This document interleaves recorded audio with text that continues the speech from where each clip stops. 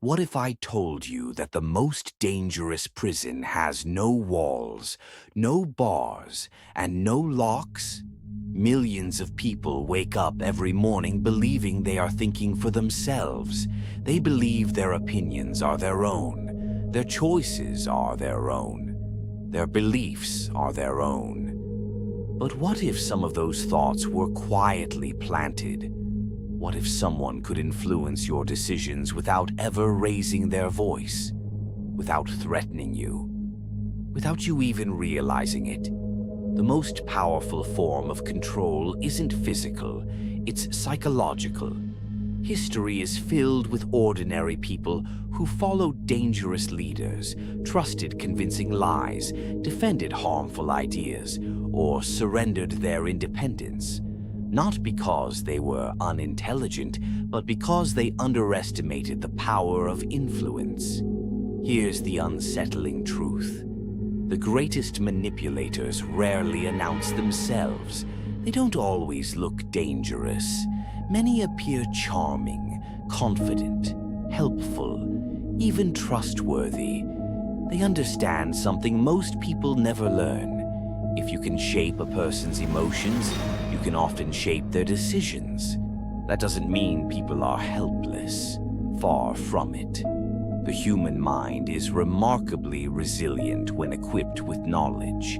And that's exactly why this audiobook exists. This is not a manual for manipulating others. It is a guide to recognizing manipulation before it recognizes you.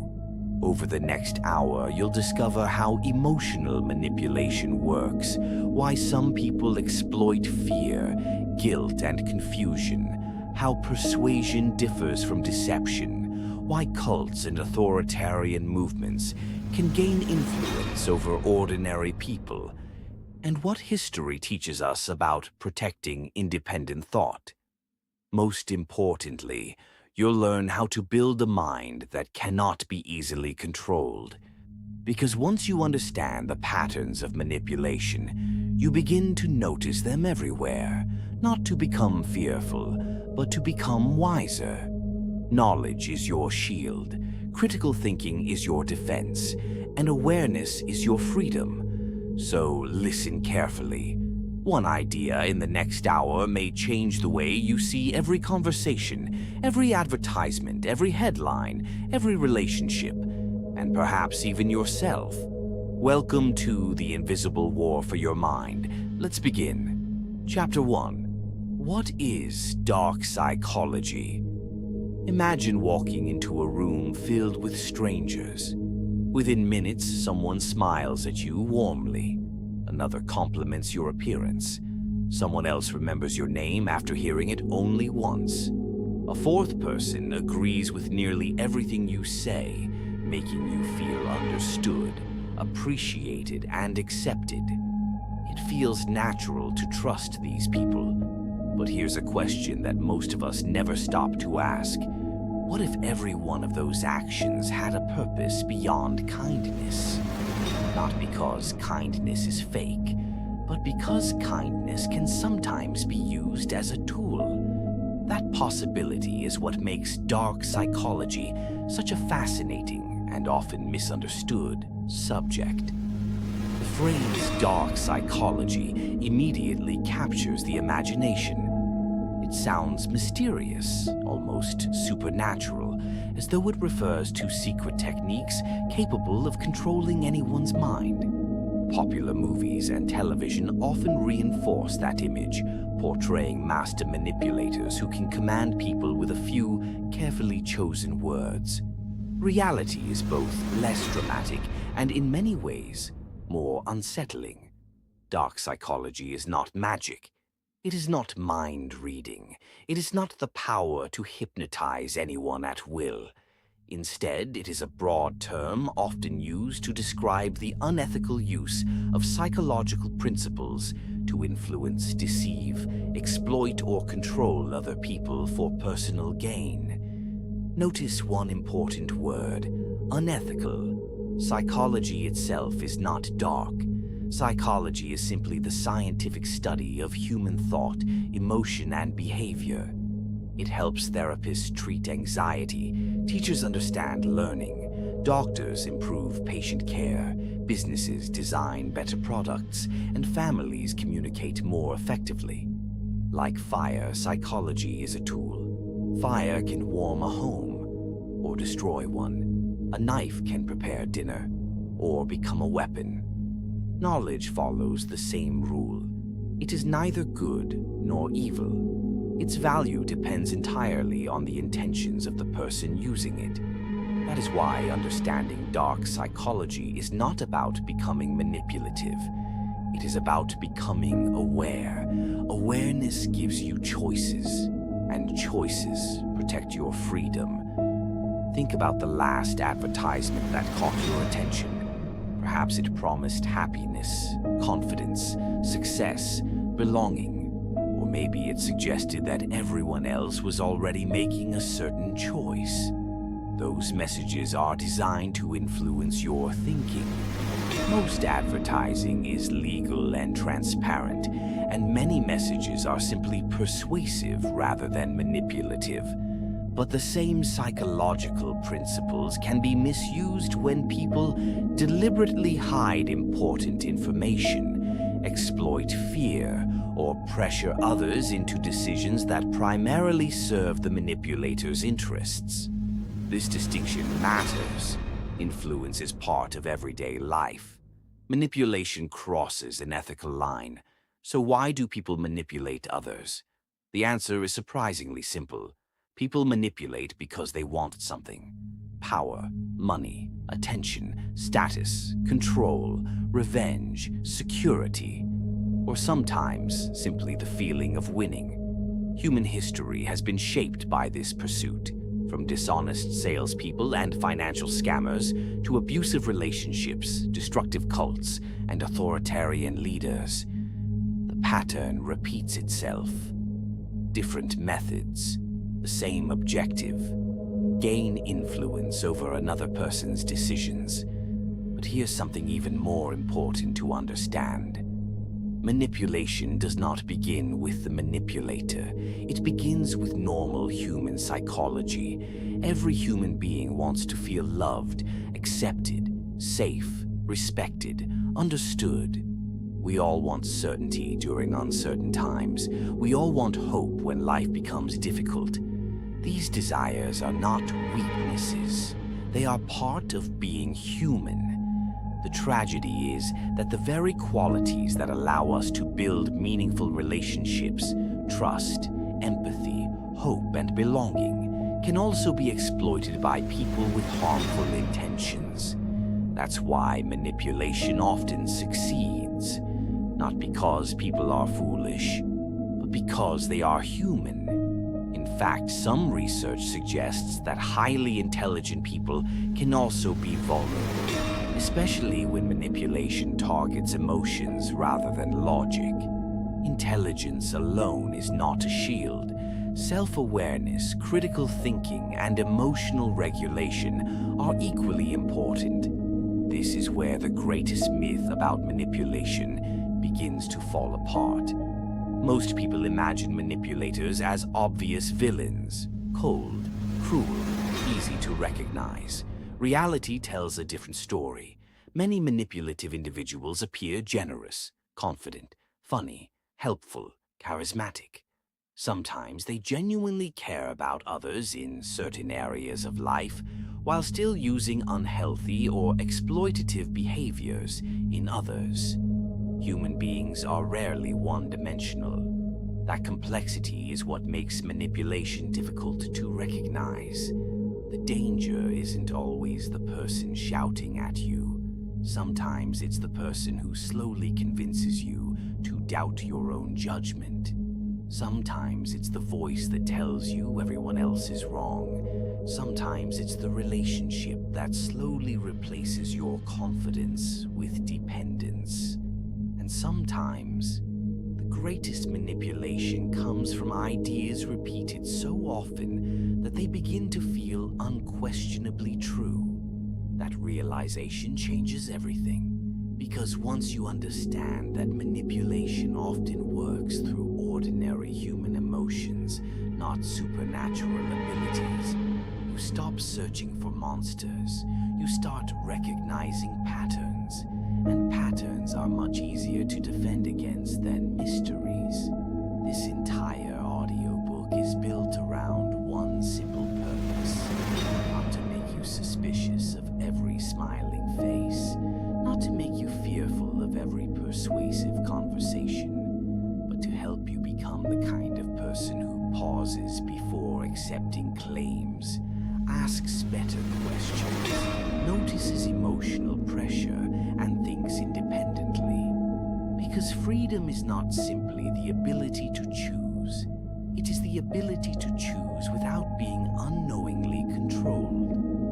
Now that we understand what dark psychology is and what it is not, we're ready to explore the subtle signals that manipulators often rely on.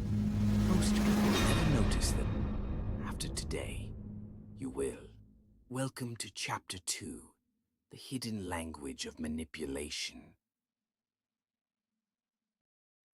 Chapter 2, The Hidden Language of Manipulation. Have you ever walked away from a conversation with an uneasy feeling you couldn't quite explain?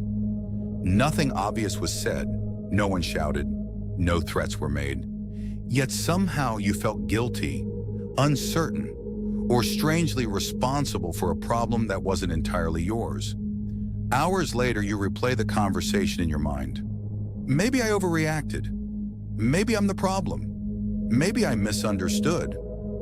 That lingering confusion is worth paying attention to. Manipulation often doesn't begin with dramatic lies or bold demands. It begins in quieter ways, through patterns of communication that slowly influence how we think, feel, and respond. This hidden language is not a secret code.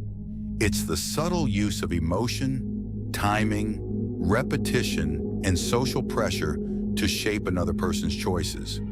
Sometimes these patterns appear in relationships, sometimes in workplaces, sometimes in advertising, sometimes in politics, and sometimes we unknowingly use them ourselves. That last point is important. Human beings are imperfect. Almost everyone has, at some point, tried to avoid blame, win an argument, or persuade someone emotionally instead of logically. That doesn't automatically make someone a master manipulator. The difference lies in the pattern. Healthy relationships make room for honesty, disagreement, and mutual respect. Manipulative relationships repeatedly steer conversations toward control, confusion, or dependence. Imagine two friends having an argument. One says, "I felt hurt when you canceled our plans." The other replies, "I'm sorry, I should have told you earlier." That's healthy communication. Now imagine a different response. "If you really cared about me, you wouldn't even be upset." Or, "You're always too sensitive." Instead of addressing the issue, the conversation shifts toward making the other person question their own feelings. Over time, repeated experiences like this can weaken someone's confidence in their own judgment. Psychologists often refer to one form of this pattern as gaslighting, a sustained attempt to make someone doubt their perceptions or memories. The term comes from a famous stage play and later a film, but today it's often used too loosely. A single disagreement or mistaken memory isn't necessarily gaslighting. The key is the repeated pattern of distorting reality to gain control. Notice something interesting. The most effective manipulation rarely begins with lies. It begins with trust. Trust lowers our defenses. When we trust someone, we naturally give their words more weight. That's not a flaw. It's part of how healthy relationships work. The challenge is knowing when trust is being honored and when it's being exploited. Manipulators often rely on emotional shortcuts because emotions move faster than careful reasoning. Fear can make us act before we think. Flattery can lower our skepticism. Urgency can pressure us into decisions we'd normally question. Belonging can silence our doubts if everyone around us seems to agree. These aren't mysterious forces. They're ordinary human responses. That's why awareness matters more than paranoia. Consider a common example. You walk into a store planning to browse. A sign reads, "Last chance, today only." Maybe the offer's genuine. Maybe it isn't. Either way, the message encourages urgency. Instead of asking, "Do I really need this?" your brain may begin asking, "What if I miss out?" Notice how the question changed. Manipulation often changes the question before it changes the decision. The same principle appears in conversations. Someone says, "Everyone agrees with me." Even if that's true, popularity doesn't automatically prove accuracy. History reminds us that large groups can sometimes be mistaken. Independent thinking requires the courage to examine evidence, even when it feels uncomfortable. Another subtle pattern is selective information. Imagine hearing only one side of a story. Without realizing it, your opinion begins forming before you've seen the complete picture. That's why critical thinkers ask, what information might be missing? This single question has protected people from countless poor decisions. Manipulation thrives in environments where questions disappear. Healthy influence welcomes thoughtful questions. Think about that difference. One invites curiosity, the other fears it. Perhaps the greatest defense against manipulation is not intelligence alone. It is the willingness to slow down. Many costly decisions happen when people are emotionally overwhelmed, rushed, isolated, or exhausted. Taking time creates space for better judgment. A night of reflection has prevented many lifelong regrets. As we continue this journey, remember that the goal isn't to become suspicious of everyone around you. It's to become more attentive to patterns. Patterns reveal far more than isolated moments. One kind word doesn't prove someone's character. Neither does one mistake. Character is revealed over time. So is manipulation. In the next chapter, we'll move deeper into one of the most powerful forces in human psychology.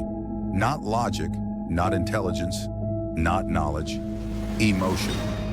Because if someone can consistently shape how you feel, they may begin shaping how you think. And once thoughts begin to change, choices often follow. Chapter 3, Emotional Manipulation, How People Gain Control. Imagine standing at the edge of a calm lake. The surface is so still that it reflects the sky like a perfect mirror. You can see clearly. Every ripple is easy to notice. Every movement makes sense. Now imagine someone begins throwing stones into the water. The reflection disappears. The surface becomes distorted. Nothing looks the way it truly is. Your emotions work much the same way. When your mind is calm, you're more likely to think clearly, weigh evidence, and make thoughtful decisions. But when powerful emotions take over, fear, anger, shame, excitement, loneliness, or desperation, your judgment can become clouded. That doesn't make you weak, it makes you human. This is one of the oldest truths in psychology. People rarely make their biggest mistakes because they lack intelligence. More often, they make them because strong emotions temporarily overpower careful thinking. Think back to a decision you later regretted. Perhaps you sent a message in anger, trusted someone too quickly, bought something you couldn't afford, stayed in a relationship that was slowly draining your confidence, or ignored warning signs because you wanted to believe everything would work out. In moments like these, the problem wasn't necessarily a lack of knowledge. It was that emotion was driving the wheel while reason sat quietly in the passenger seat. This is why emotional awareness is one of the greatest forms of self-protection. Manipulation often succeeds not because someone has extraordinary powers, but because they recognize when another person is emotionally vulnerable. A person grieving a loss may long for certainty. Someone who feels lonely may overlook warning signs in exchange for acceptance. Someone under constant stress may accept the first answer that promises relief. These are deeply human experiences. They deserve compassion, not judgment. Unfortunately, not everyone responds to vulnerability with compassion. Some people see it as an opportunity. That is why healthy relationships do not merely offer comfort. They also respect your independence. They don't pressure you to abandon your values. They don't demand that you stop asking questions. They don't punish you for having healthy boundaries.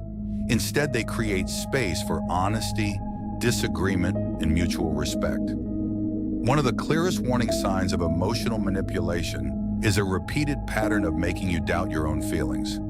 Imagine sharing a genuine concern with someone you trust. Instead of listening, they immediately dismiss your experience.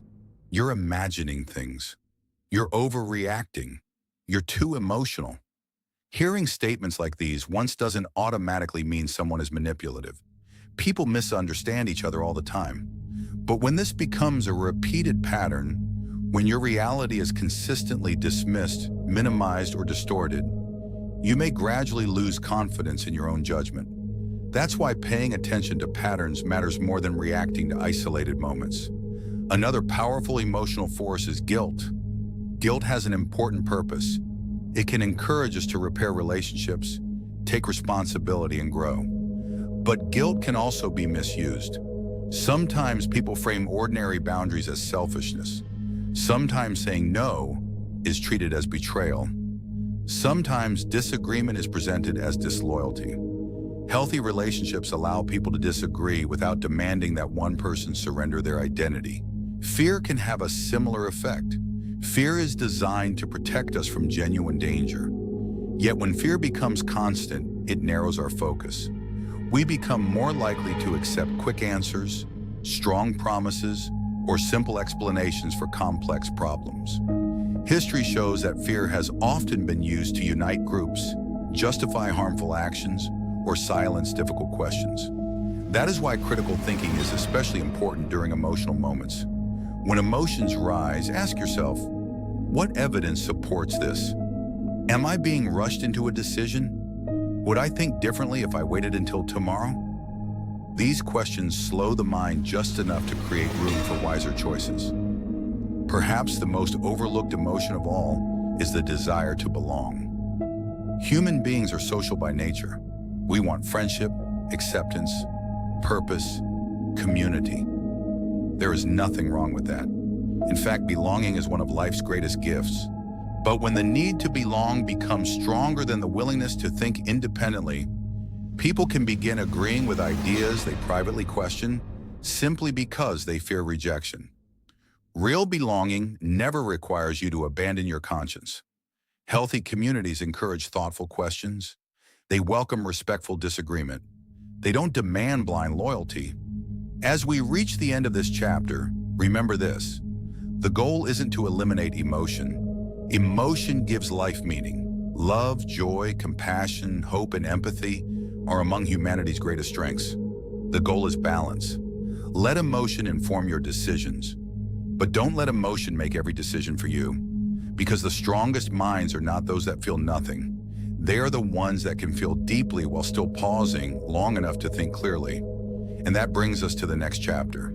If emotions can shape our decisions, then how do words, stories, and ideas quietly influence what we believe? Chapter 4, The Psychology of Persuasion. Before we go any further, I want you to think about the last time someone changed your mind. Not through an argument, not through force, but through a conversation. Perhaps a friend recommended a book that transformed your thinking. A teacher inspired you to pursue a career you never imagined. A parent gave you advice that didn't make sense at the time, but years later you realized it changed your life. That is persuasion, and without it, civilization could not exist. Every lesson you've ever learned, every warning that protected you, every speech that inspired a nation, every book that challenged your thinking, every mentor who believed in your potential, all of them relied on persuasion. Persuasion is not the enemy. It is one of humanity's greatest gifts. The real question is this: when does persuasion stop being influence and become manipulation? The answer lies in one simple principle. Ethical persuasion helps you make informed choices. Manipulation tries to limit or distort those choices for someone else's benefit. That difference may sound small. In reality, it changes everything. Imagine two doctors. The first carefully explains your diagnosis, discusses the benefits and risks of different treatments, answers your questions honestly, and allows you time to decide. The second hides important information, exaggerates results, pressures you to act immediately, and discourages you from seeking another opinion. Both are trying to influence your decision, but only one respects your freedom. The same principle applies far beyond medicine. A trustworthy leader doesn't fear questions. A trustworthy teacher doesn't punish curiosity. A trustworthy friend doesn't manipulate your emotions to keep your loyalty. Healthy influence creates clarity. Manipulation creates confusion. Have you ever noticed how some messages seem almost impossible to ignore? A headline catches your attention. An advertisement lingers in your mind. A speech leaves an emotional impact long after it ends. This happens because human attention is naturally drawn towards certain patterns: stories, emotion, novelty, conflict, hope. These are powerful ways to communicate, and they can be used responsibly or irresponsibly. Think about stories for a moment. Facts inform us. Stories move us. If I simply tell you that courage matters, you might agree. But if I tell you the story of an ordinary person who risked everything to protect someone else, that lesson becomes unforgettable. Stories help us understand ideas through human experience. That is why history remembers stories long after statistics have been forgotten. Unfortunately, stories can also be used to mislead. A single dramatic example can sometimes make us believe something is more common than it really is. Our minds naturally remember emotional experiences more easily than ordinary ones. This is why critical thinking asks an important question. Is this story representative, or is it simply memorable? Another powerful force in persuasion is repetition. Have you ever heard a song so many times that you found yourself singing it without realizing it? Ideas can work in a similar way. Repeated exposure often makes information feel more familiar, and familiarity can sometimes be mistaken for truth. That doesn't mean repeated ideas are false. Many repeated ideas are true. The important lesson is this: something isn't true because you've heard it many times. It's true because the evidence supports it. This is why independent thinkers develop the habit of asking, "How do I know this is true?" Not, "How many times have I heard it?" Then there's authority. Imagine walking into two different classrooms. In one, the teacher calmly explains a subject, welcomes questions, and encourages students to investigate the evidence for themselves. In the other, the teacher demands absolute agreement and discourages any challenge. Both have authority. Only one uses it responsibly. Healthy authority builds confidence. Unhealthy authority demands dependence. One teaches you how to think. The other teaches you what to think. Never confuse confidence with credibility. Some of history's most convincing speakers have also been profoundly mistaken. Strong delivery does not automatically mean strong evidence. This is one reason scientists encourage peer review, debate, and testing. Good ideas become stronger when examined. False ideas often depend on avoiding examination. Perhaps the greatest gift you can develop is intellectual humility. That means being willing to change your mind when reliable evidence points in a different direction. Ironically, this doesn't make you easier to persuade. It makes you harder to manipulate, because manipulation often depends on certainty without evidence. Wisdom welcomes learning. Pride resists it. As you continue listening, I want you to remember something. You are being persuaded every day by conversations, by entertainment, by news, by advertisements, by friends, by family, by social media, even by this audiobook. The difference is that ethical education should encourage you to think more critically, not simply accept every word you hear. Don't believe something because it sounds intelligent. Don't reject something because it challenges your assumptions. Examine it, question it, compare it with trustworthy evidence. Think deeply, then decide. Because a free mind is not one that refuses influence. A free mind is one that chooses carefully which influences deserve to shape it. And now, we arrive at one of the most fascinating and sometimes unsettling chapters in this journey. Chapter 5, Brainwashing, Cults, and Group Influence. What would it take to completely change who you are? Not your hairstyle, not your career, not even your personality. I'm talking about something much deeper. Your beliefs, your identity, your values. The very ideas that define how you see the world. Most people answer that question with confidence. Nothing could ever change who I am. It's a comforting thought. But history tells a more complicated story. Throughout history, ordinary people, not just the vulnerable, not just the uneducated, but people from every background, have found themselves drawn into destructive movements, isolated communities, or rigid belief systems that gradually reshaped how they thought and acted. This doesn't happen because they suddenly lose their intelligence. More often, it happens because change is gradual. One step, one relationship, one commitment, one compromise at a time. That gradual process is why the word brainwashing can be misleading if we imagine it as a magical technique that instantly erases someone's mind. In reality, psychologists and historians generally describe lasting changes in belief as the result of many interacting influences, such as social pressure, isolation, emotional dependence, repeated messaging, and control over information, rather than a single mysterious method. There is no button that instantly rewrites the human mind. Instead, people are influenced through environments, and environments shape habits. Habits shape thinking, and over time, thinking shapes identity. Imagine planting two identical seeds. One grows in rich soil with sunlight and clean water. The other grows in poor soil with little light. The difference isn't the seed, it's the environment. Human beings are remarkably adaptable. That adaptability helps us survive. But it also means our surroundings matter more than we often realize. The people we spend time with, the ideas we hear every day, the information we consume, the voices we trust, they all quietly influence how we understand the world. This is why healthy communities are so important. Healthy communities encourage learning. They welcome thoughtful questions. They allow respectful disagreement. They don't demand that every person think exactly the same way. Now imagine the opposite.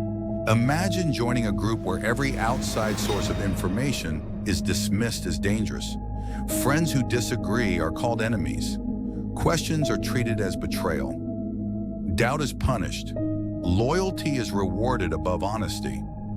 Over time, a person's world becomes smaller, not because they are forced to stop thinking, but because fewer and fewer perspectives are allowed to reach them. History shows that this pattern has appeared in destructive cults, extremist organizations, and some authoritarian systems. The methods vary. The principle remains the same.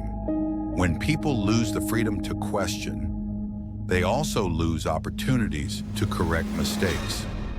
One of the most tragic examples occurred in Jonestown, where followers of Jim Jones became increasingly isolated from outside influences before the community ended in mass deaths in 1978. That tragedy wasn't created overnight.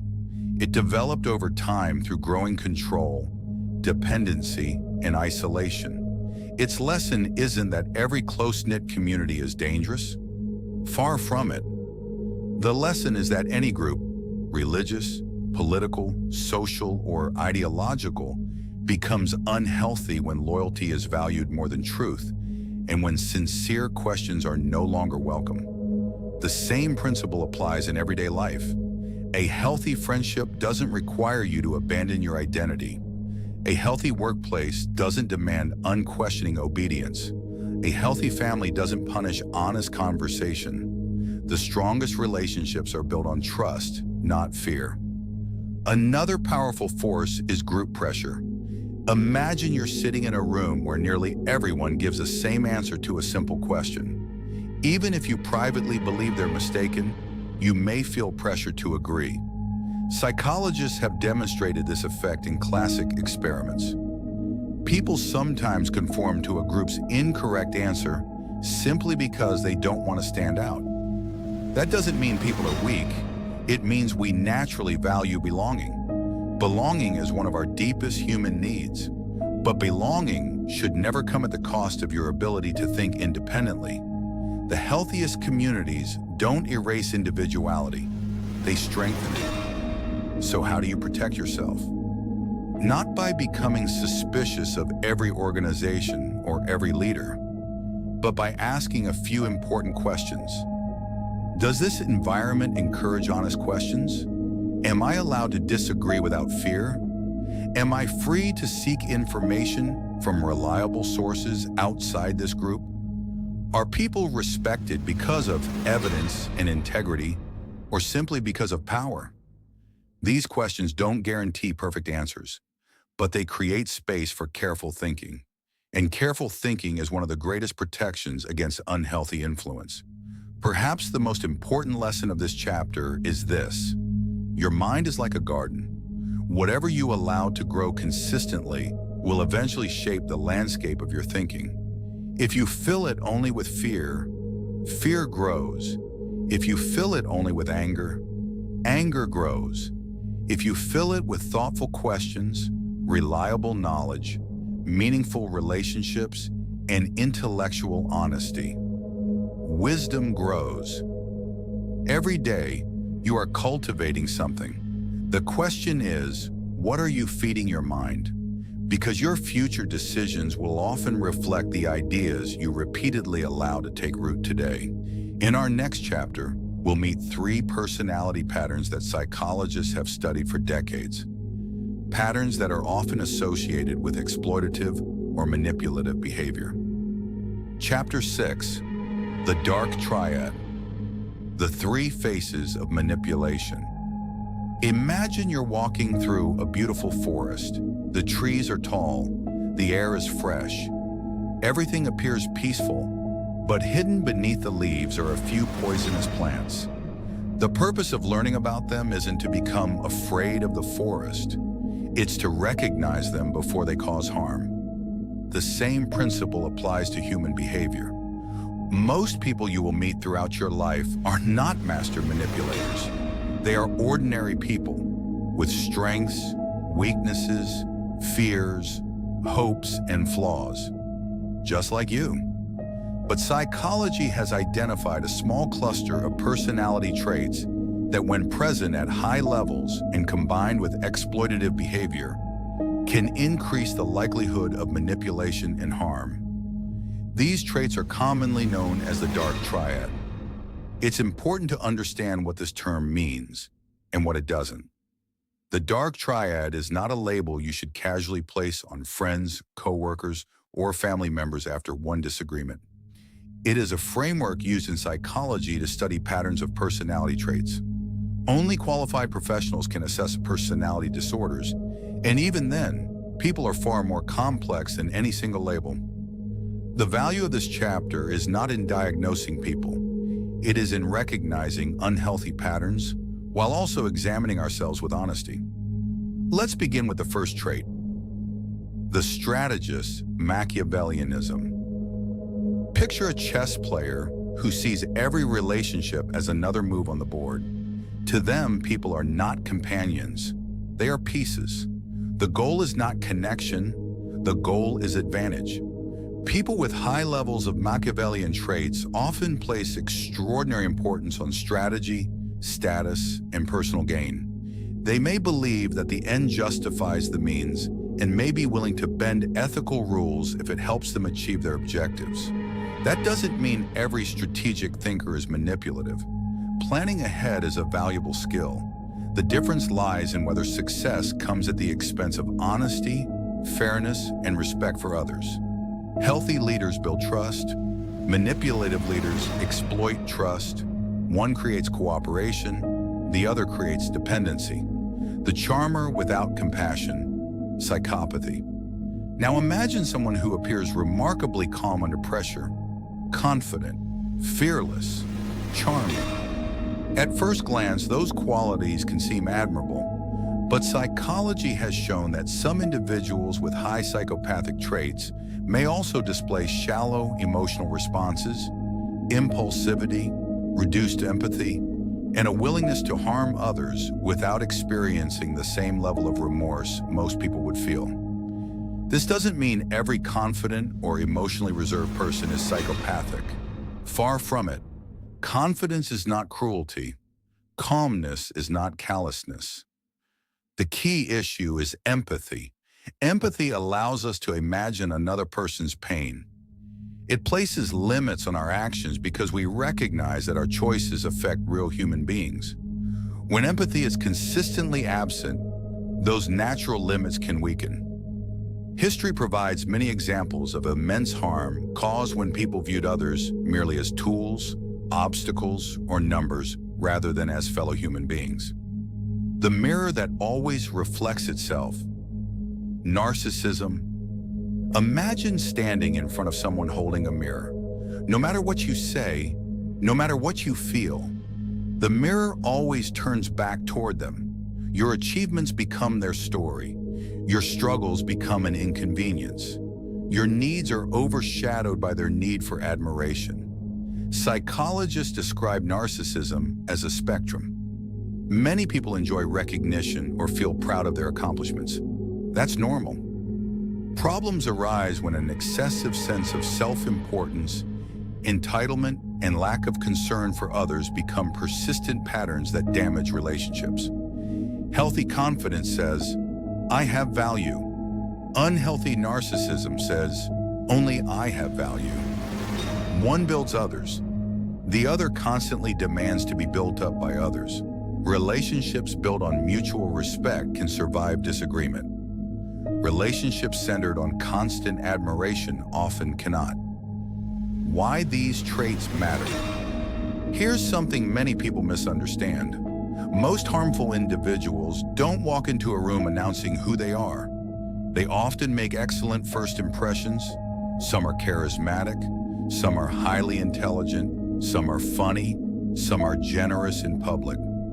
This is why first impressions, while valuable, are never enough. Character is revealed over time. Watch how people respond when they are corrected. Watch how they treat those who have nothing to offer them. Watch whether they accept responsibility for mistakes or consistently blame others. Observe patterns, not isolated moments. One bad day does not define a person. One kind act does not either. Consistency tells the real story. The most important person to examine. At this point, you might be thinking about someone you know. That's natural. But before looking outward, look inward. Every one of us is capable of pride. Every one of us can become overly controlling, defensive, or self-centered. The purpose of psychology is not merely to identify flaws in others. It is to cultivate wisdom within ourselves. The greatest protection against manipulation is not becoming an expert at spotting everyone else's weaknesses. It is developing integrity, humility, empathy, and self-awareness. Because those qualities make manipulation less attractive and far less effective. A final thought. There is an old saying, when someone shows you who they are, believe them. Perhaps a better version is this. When someone's actions consistently contradict their words, pay attention to the actions. Words can create an image. Patterns reveal character. And now we've reached the final stage of our journey. It's time to see how these psychological principles have played out in the real world. Not through fiction, not through theory, but through history. In the next chapter, we'll examine true stories that reveal how influence, manipulation, charisma, fear, and unquestioning loyalty have shaped lives, societies, and even nations. Because history is more than a record of the past, it is a warning for the future. Welcome to Chapter 7, Lessons from History. They're known collectively as the Dark Triad. Understanding them isn't about labeling people. It's about recognizing recurring behavioral patterns so you can make wiser decisions about whom you trust. Chapter 7, Lessons from History. History has a strange way of whispering. It rarely repeats itself in exactly the same way, but it often repeats the same patterns. The names change, the places change, the technology changes, yet the psychology remains remarkably familiar. Every generation believes it is too intelligent to repeat the mistakes of the last, and every generation discovers that intelligence alone is not enough. Without humility, without critical thinking, without the courage to question, even the brightest societies can lose their way. Today we're going to look at several moments in history, not to judge people who lived in different times, not to satisfy our curiosity about evil, but to ask one important question. What can these stories teach us about protecting our own minds? Case Study 1. Charm can hide danger.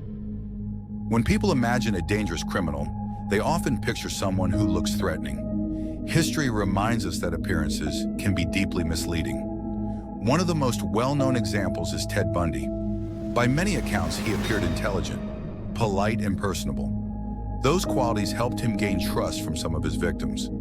His story serves as a sobering reminder that charm is not the same as character, confidence is not integrity, and a pleasant first impression is never enough to reveal who someone truly is.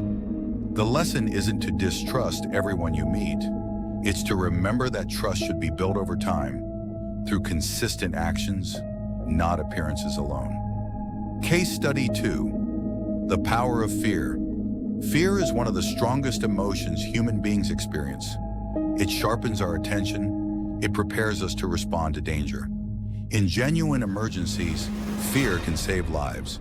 But history also shows that fear can be misused. When societies become deeply afraid, whether because of economic hardship, war, or uncertainty, people may become more willing to accept simple answers to complex problems. Leaders who promise certainty during uncertain times can become especially influential.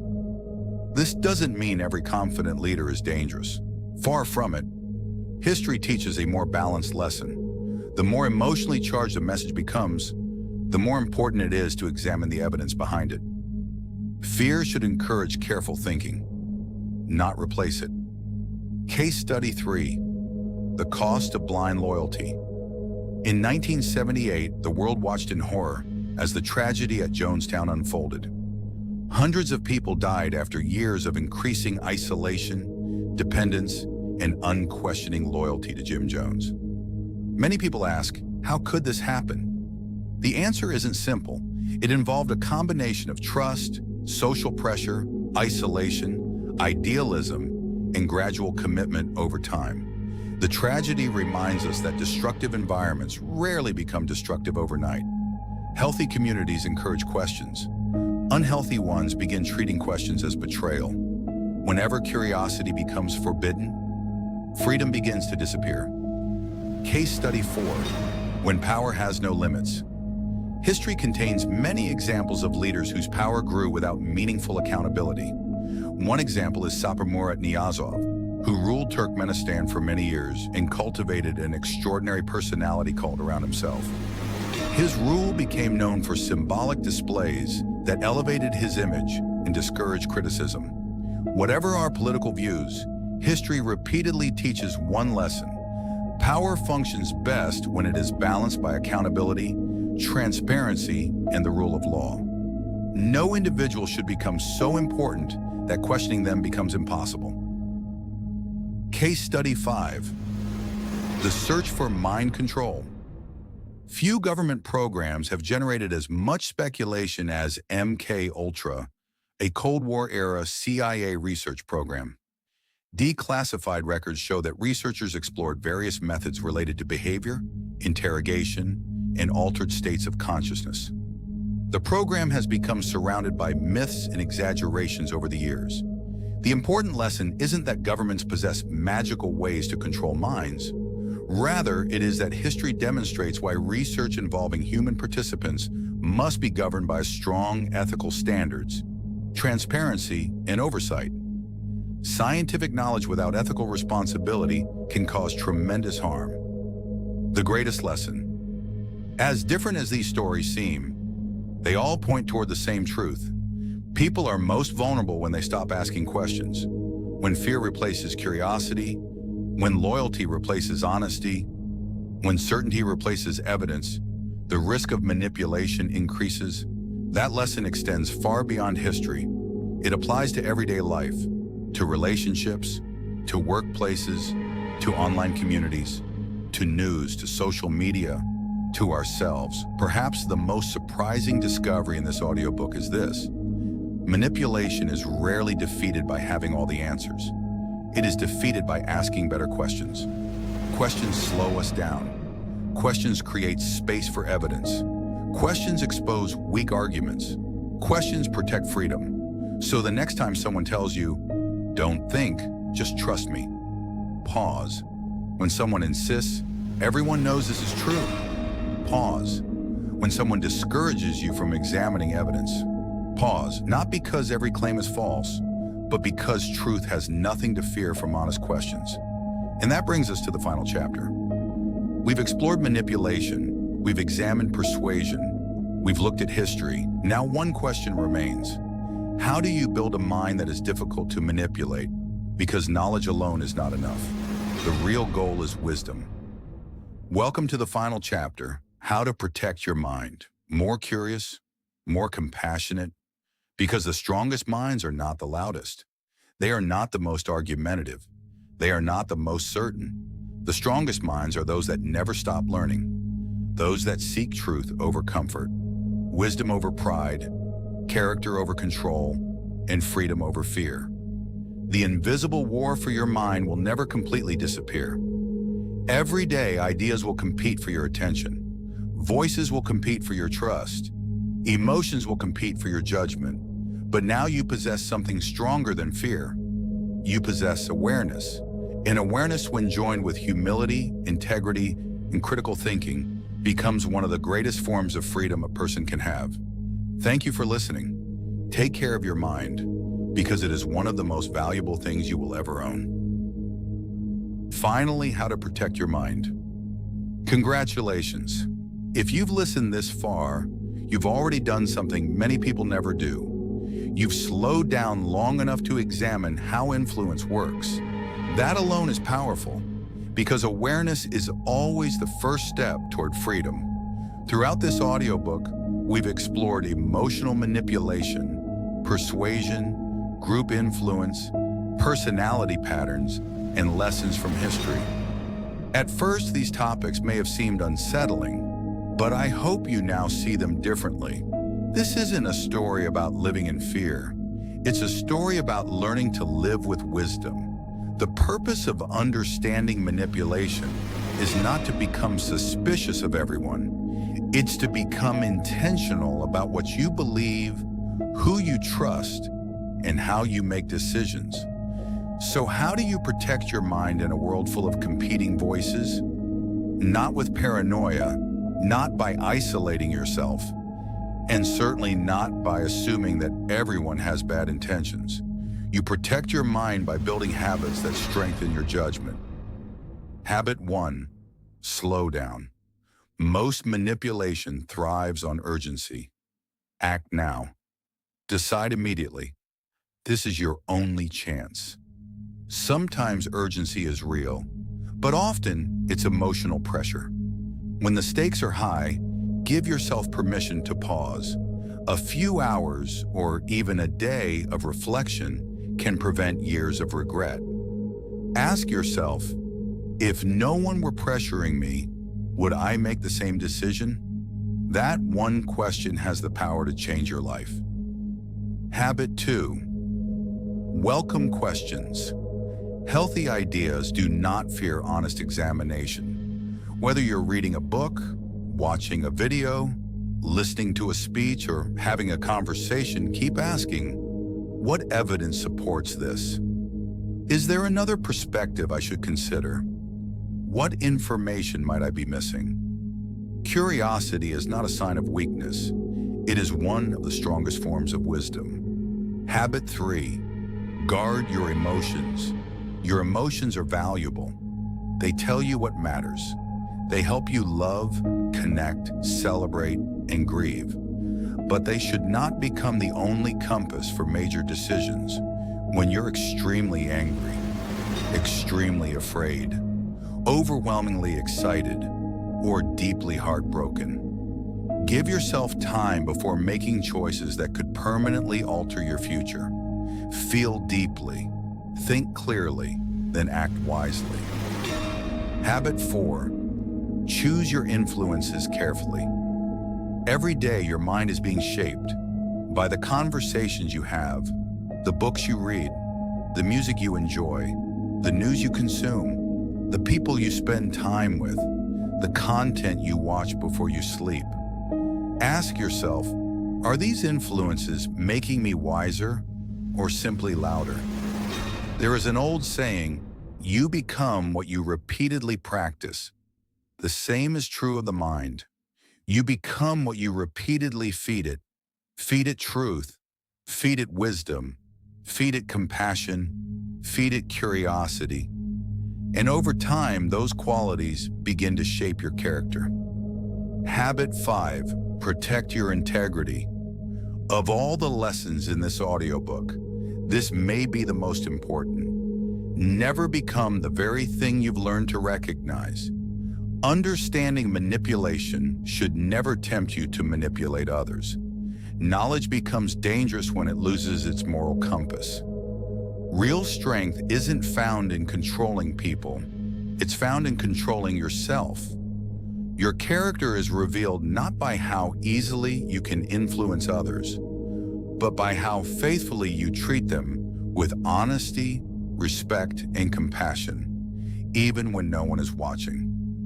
Habit 6, stay humble. One of the greatest mistakes we can make after learning about psychology is believing we're now impossible to deceive. No one is. Every human being has blind spots. Every human being can make mistakes. The wisest people aren't those who think they're immune to manipulation. They're the ones who remain open to learning, willing to admit when they're wrong, and committed to following evidence over ego. Humility is not weakness. It is one of the strongest forms of intellectual strength. The final lesson. As we reach the end of this journey, I want to leave you with one final thought. The greatest prison isn't always made of concrete. Sometimes it's made of unquestioned assumptions. The greatest freedom isn't simply the freedom to speak, it's the freedom to think, to question, to learn, to change your mind when the evidence changes, to refuse fear without abandoning caution, to reject deception without rejecting compassion, to become a person who is both open-minded and deeply discerning. If this audiobook has achieved anything, I hope it has not made you more suspicious. I hope it has made you more thoughtful, more patient, more curious, more compassionate, because the strongest minds are not the loudest. They are not the most argumentative. They are not the most certain. The strongest minds are those that never stop learning, those that seek truth over comfort, wisdom over pride, character over control, and freedom over fear. The invisible war for your mind will never completely disappear. Every day, ideas will compete for your attention. Voices will compete for your trust. Emotions will compete for your judgment. But now you possess something stronger than fear. You possess awareness. And awareness, when joined with humility, integrity, and critical thinking, becomes one of the greatest forms of freedom a person can have. Thank you for listening. Take care of your mind, because it is one of the most valuable things you will ever own. If this audiobook challenged the way you think, then don't let the journey end here. Welcome to Mighty Library, where every audiobook is designed to strengthen your mind, expand your perspective, and help you become the best version of yourself. If you enjoyed this audiobook, take a moment to subscribe and turn on the notification bell so you never miss our next life-changing release. And if you found even one lesson valuable, leave a comment below and tell us. What was the biggest insight you learned today? Your thoughts might inspire someone else who's on the same journey. Finally, share this audiobook with a friend, a family member, or anyone who values wisdom, personal growth, and independent thinking. Remember, the quality of your life is shaped by the quality of your mind. Keep learning, keep growing, keep thinking for yourself. This is Mighty Library, where great minds are built one book at a time.